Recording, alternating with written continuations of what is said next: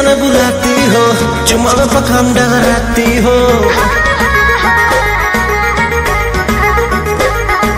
रोज खाली मिलने बुलाती हो, चुमा में पखाम डगराती हो।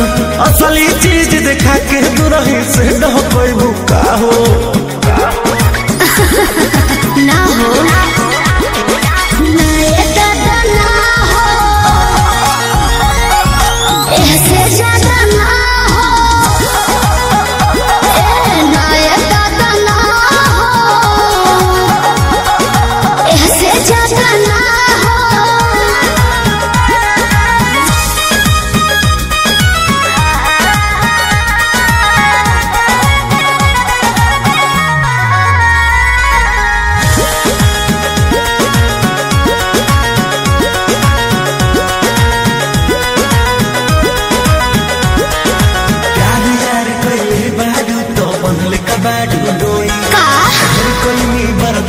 गोरी अब बर्दाश्त न होई।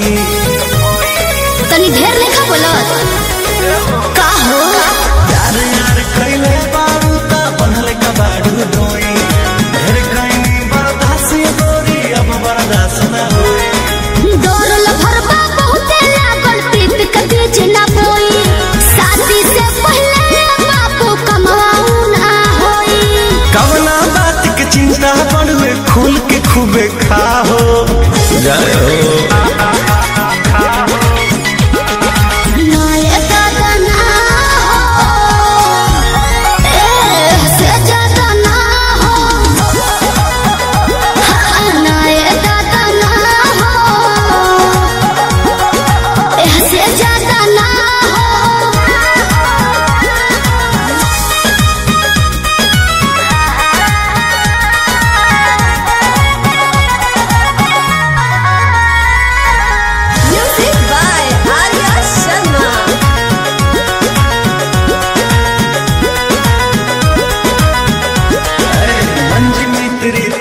जानू अब कैसा शर्माना, लव मैरिज करके जब तुमको हमारे घर है आना।